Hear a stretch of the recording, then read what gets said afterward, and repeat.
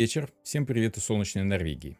Сегодня мы поговорим о 7 самых важных, самых полезных значениях пажей придворных арканов Таро.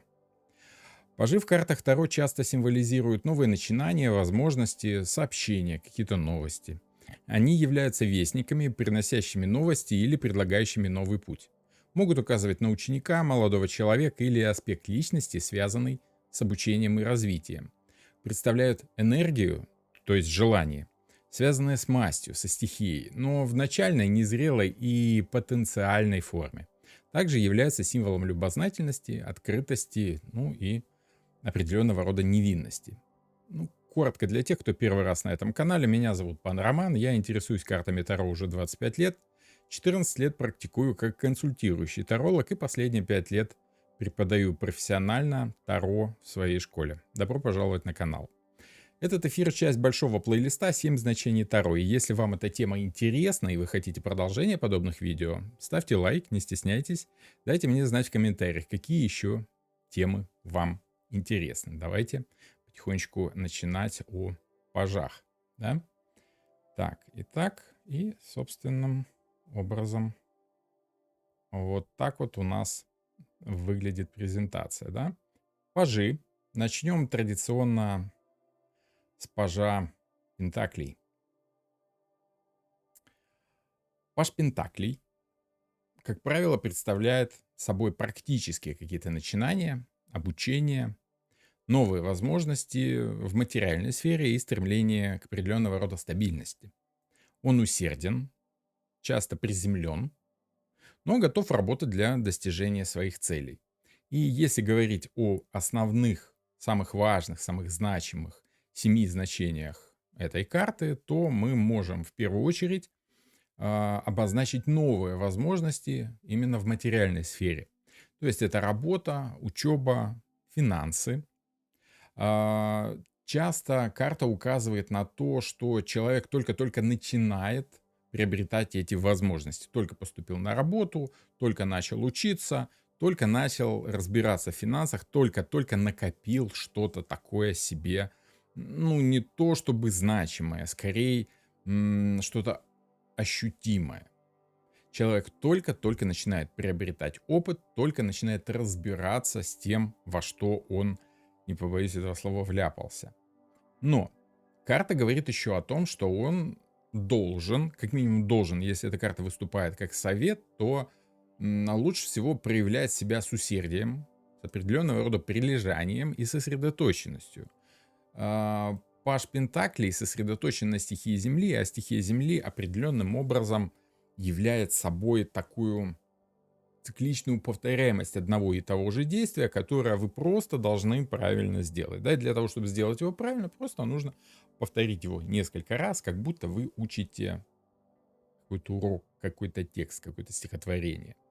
Так что да, очень часто паж может указывать на необходимость изучения, необходимость учиться, обучаться чему-то, получать новые навыки. Причем, заметьте, паж Пентакли имеет отношение не столько к информации, сколько именно к приобретению опыта, то есть к наработке навыков, практического выражения этих самых значений. Мало ли что вы знаете, а вот пробовать вы пробовали? Вот паж уже начинает пробовать, делает как бы первые шаги. На этом этапе важна практичность, очень важен реалистичный взгляд на существующие, скажем так, вещи, да, события, на то, что происходит вокруг. Определенного рода заземленность должна присутствовать скажем так, в характере этого человека. Так, извините, у меня тут кот пришел. Ну, ничего не могу поделать, я не буду прогонять. Котов прогонять нельзя, поэтому он немножечко с нами тут поприсутствует. Надеюсь, сильно в камеру лезть не будет, мешаться не будет. Продолжим, да? Остановились мы на заземленности. Заземленность определенным образом помогает человеку снова и снова в какой-то повторяющейся стилистике осуществлять какие-то важные, нужные для приобретения навыков действия.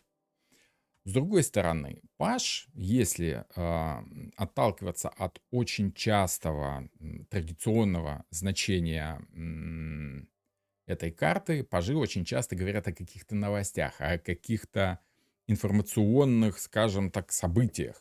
Почему?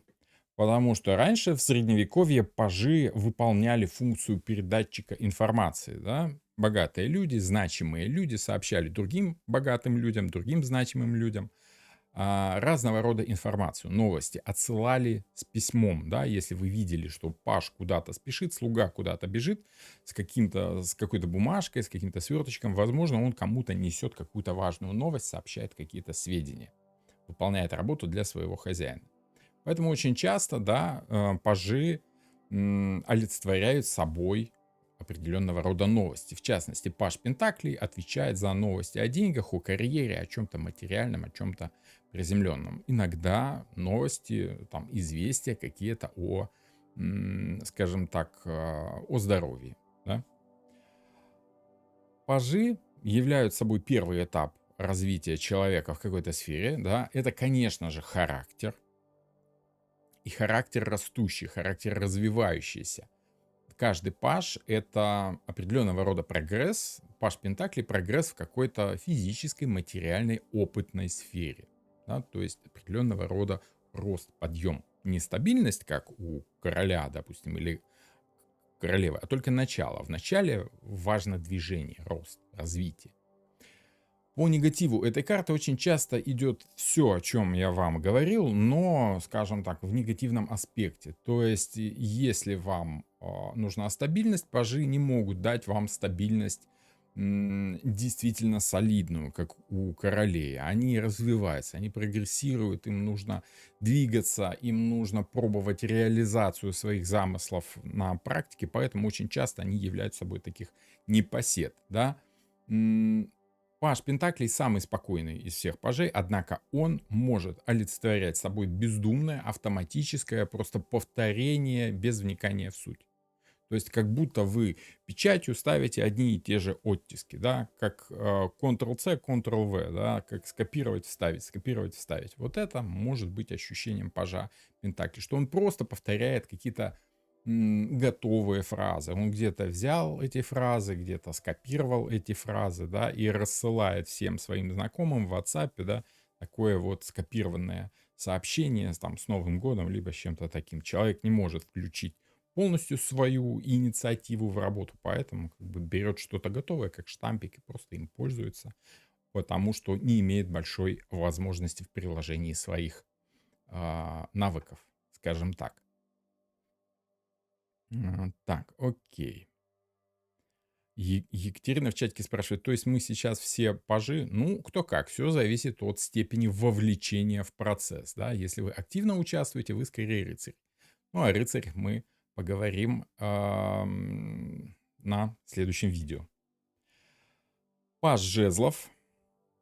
Продолжим нашу линейку пажей. Паж жезлов символизирует собой энергию, то есть желание. Да? Это не та эзотерическая энергия, когда речь идет о стихии огня. Это скорее энергия желания, то, что заставляет нас действовать.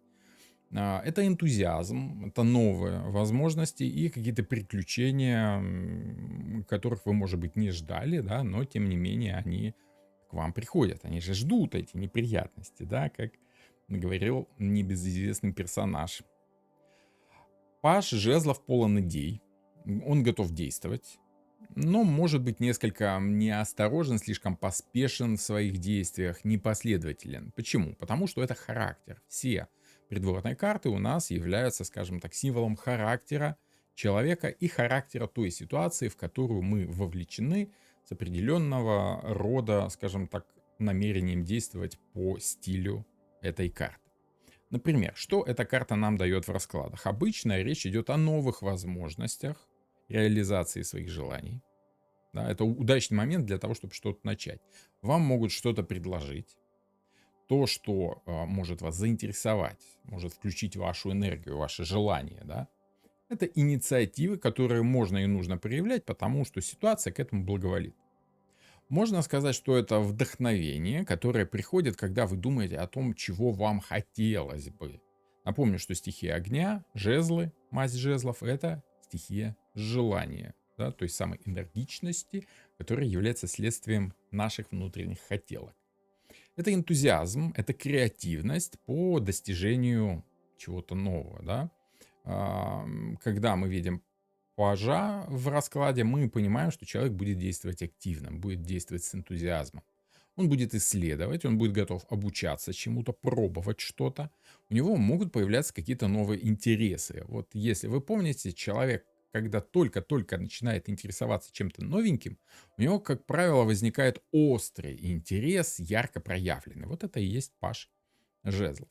С другой стороны, как я уже говорил о аспекте новостей по всем пажам, тут могут быть новости о работе, либо каком-то социальном общении. Это может быть родственное общение, но чаще все-таки это общение с большим кругом людей, которое завязано на то, что вы определенным образом участвуете в жизни социума, зарабатываете, либо, скажем так, продвигаете свои желания в этот самый социум.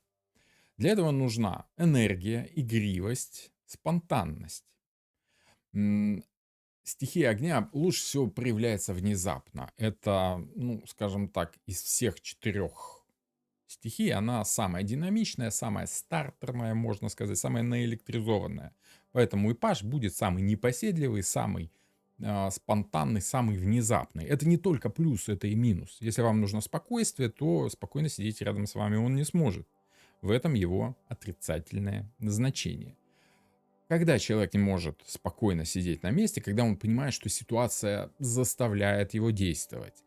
Пажи жезлов хорошо поддаются внушению со стороны социума, то есть они подвластны тенденциям, подвластны трендам. Если идет какой-то тренд, условно говоря, если сейчас продается какая-нибудь игрушка под смешным названием, допустим, какая-нибудь лабубу, да, или еще какая-нибудь фигня, вот, то вот если вы видите человека, который увлечен этой идеей с вытаращенными глазами, готов там снова и снова как бы закупать эти игрушки, то это очень похоже на негативного пажа жезлов. Человек не может контролировать свое желание по социальному тренду, по модному какому-то действию.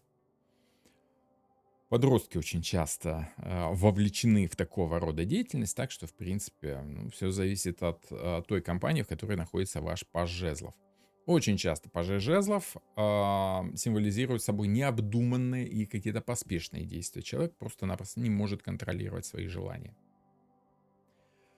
Екатерина в чатике спрашивает, паж жезлов это сплетник, сплетница, может быть такое? Ну, все зависит от того, что он преследует. Если он не может держать язык за зубами, потому что ему хочется поделиться информацией, да, то да, паж жезлов скорее сплетник, который не может себя остановить.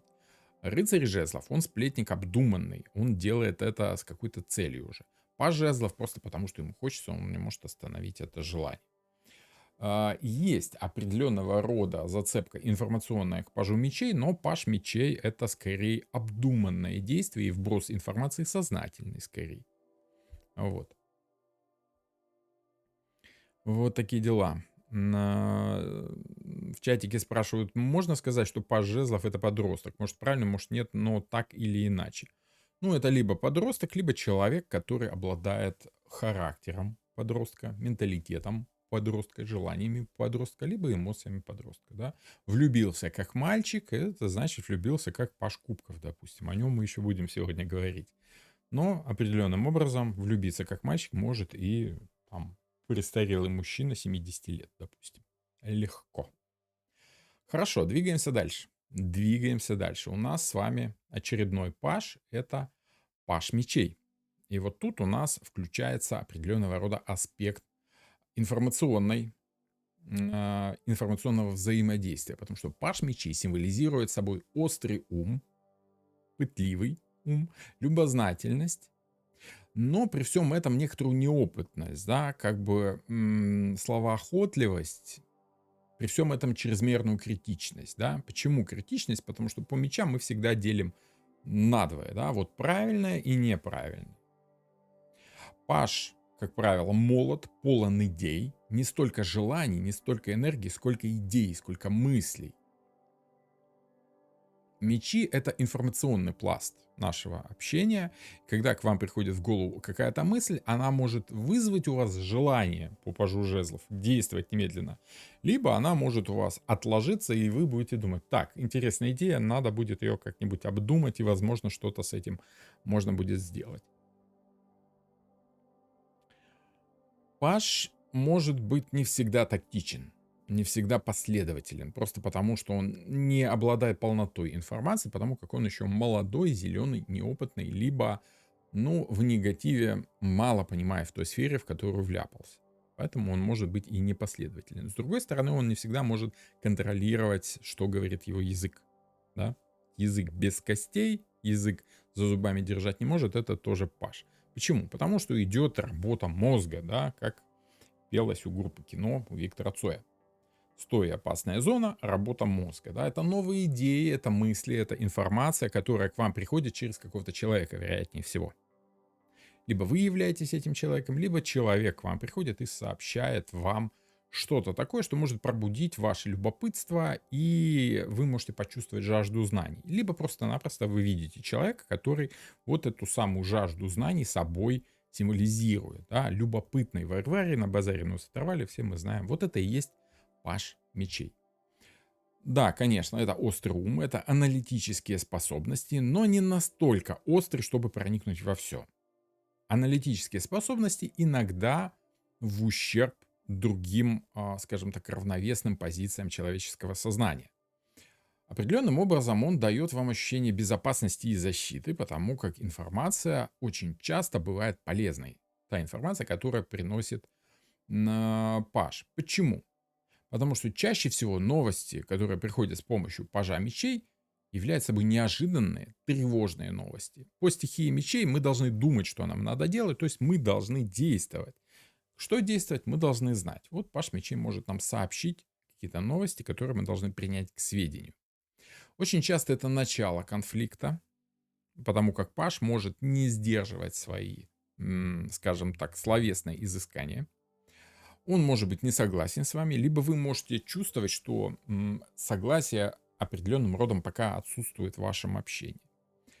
Негатив по пажу мечей больше всего сконцентрирован на его неумении а, обращать внимание на эмоции. Очень часто логика превалирует у пажа мечей, он больше внимания обращает на информацию, нежели на эмоциональный фон, который следует, скажем так, привязан к этой информации. Отказывается от эмоций в пользу логики. Для него важнее смысл слов, нежели интонация. Да? Очень часто они не чувствуют интонации за чем-то сказанным. В общем, примерно так. Дальше у нас с вами паж кубков. Что олицетворяет собой паж кубков? Паж кубков чаще всего это эмоциональная открытость, интуиция, либо умение эту интуицию слышать, определенного рода творческое начало. У всех пажей, конечно, творческое начало присутствует, но тут творческое начало скорее в прямом значении этого выражения. Да? Это скорее умение творить что-то с помощью своих эмоций, с помощью своих чувств. Это новые чувства. Он чувствителен, если мы говорим о характере человека, замешанного в этой ситуации. Он мечтателен, часто приносит хорошие новости, вот, связанные с эмоциями или с разного рода искусством. Ну, допустим, мало ли вы интересуетесь искусством, да, может быть, это у вас какая-то работа или еще что-нибудь такое. И вот этот паж может вам сообщить что-то интересное. Итак, паж кубков. Во-первых, это новые какие-то эмоции, либо вы чувствуете, что новые эмоции, первое, оно всегда самое бурное. Поэтому это обязательно очень яркая эмоция, это чувство, это влюбленность. Когда мы влюбляемся, мы не видим ничего, кроме предмета своего обожания. И определенным образом паж может говорить о том, что вы влюбились вот как мальчишка, как девчонка. Да? Это творческие идеи, которые нас захватывают целиком, мы не можем оторвать от них мысли, взгляда, эмоции. Это вдохновение, которое заставляет нас что-то делать. Осмыслить полностью то, что чувствует паж кубков, мы не можем, поэтому лучше отдаться на волю интуиции, проявить чувствительность, проявить эмпатию. Пажи кубков больше указывают на возможность согласия, примирения, потому как они часто склонны симпатизировать другим людям, невзирая ни на что. Ну вот нравится человек и нравится. Но вот когда человек отдается полностью своим эмоциям, да, чаще всего позитивным, он выглядит таким невинным, наивным в чем-то, открытым. Это не так хорошо, как хотелось бы. Когда вы занимаетесь каким-то серьезным делом, ваше занятие связано с чем-то важным, да, невинность и открытость, наивность может сыграть вам не на руку, а наоборот на руку там, вашему какому-нибудь противнику. Да, Паш Кубков — это часто новости личного, эмоционального плана, но по негативу значений Паш Кубков очень часто может говорить о том, что человек уходит в эмоции. Человек не может контролировать свои эмоции, человек зависим от настроения. Человек не может работать, пока вот не придет вдохновение. Да, курит там сигарету за сигаретой, либо там рюмку за рюмкой пьет, чтобы наконец-то почувствовать музу и опять начать работать. Да? Вот такие дела. Так что Паш Кубков, он такой, скорее, самый ранимый, но, тем не менее, один из самых привлекательных персонажей в придворных картах Таро. Вот такие дела. Ам, Так, давайте теперь обратимся к вопросам по всем пажам. Тут у нас в чатике есть вопросы определенного образа. Напомню, что я записываю все свои видео, стараюсь записывать на прямых эфирах, потому как общение с живым зрителем всегда дает, скажем так, вот тот самый информационный поток, который идет сплошным фоном и позволяет погрузиться в значение. Вот, в частности, спрашивают, Паж жезлов — это человек, у которого много идей нереалистичных, потому что которому что-то мешает постоянно. Ну, всем пажам что-то мешает. Если это профессия, то паж жезлов может быть рекламщиком. Ну, как бы да, начинающим, но человеком заинтересованным в том, что происходит в социуме. Хороший рекламщик — это смесь огня и воды, да, эмоций и желаний. Поэтому это скорее что-то среднее между пажом жезлов и пажом кубков. Почему паж мечей часто ассоциируется с тем, что это человек колкий, часто не очень приятный, как раз из-за мечей, то есть разума, а не чувств? Ну да, паж мечей, он думает, что правда всем нужна, поэтому колкость, то, что вас воспринимается другими как колкость, въедливость, да, это просто информация, которую паж мечей считает необходимым сообщить. Он такой поборник правды и очень часто не замечает, что вот эта информация может больно ранить оппонента, да, он просто не прислушивается к эмоциям, если в негативе. Паж кубков как раз наоборот хороший и приятный, чего не скажешь о паже мечей. Ну, опять же, если вам нужна критика, паж кубков не сможет вам дать критику. Он может вас пожалеть, но очень часто ничего умного, может, и не скажет.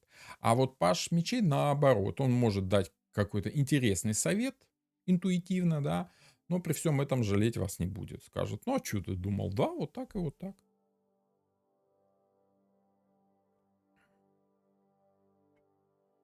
Ваш мечей может указывать на собирание информации о ком-то, то есть быть шпионом или разведчиком. Ну, если он выполняет чью-то волю, да. То есть черновая работа, сбор информации. Паш мечей, да, может быть. К чему стремится Паш Кубков? А пажи стремятся к развитию, к увеличению количества той стихии, с которой они только-только столкнулись.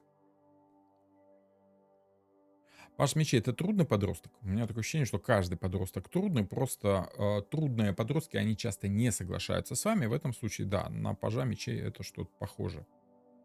Но трудный подросток может быть по разным причинам, и по эмоциональным, и по, скажем так, по проявлению желаний, и по разуму. Там все зависит от того, что за человек на самом деле. Вот такие. Валентина Лапинская спрашивает: добрый вечер. А в чем разница между пажами и тузами? Пажи — это скорее люди, либо ситуации, которые зависят от людей, от конкретного человека. А тузы — это скорее в целом ситуации, которые могут зависеть от большого количества людей, да, либо там в общем и целом такая стихия обобщенная, да, там разум, либо эмоции, либо в общем и целом. Хорошо. Если так,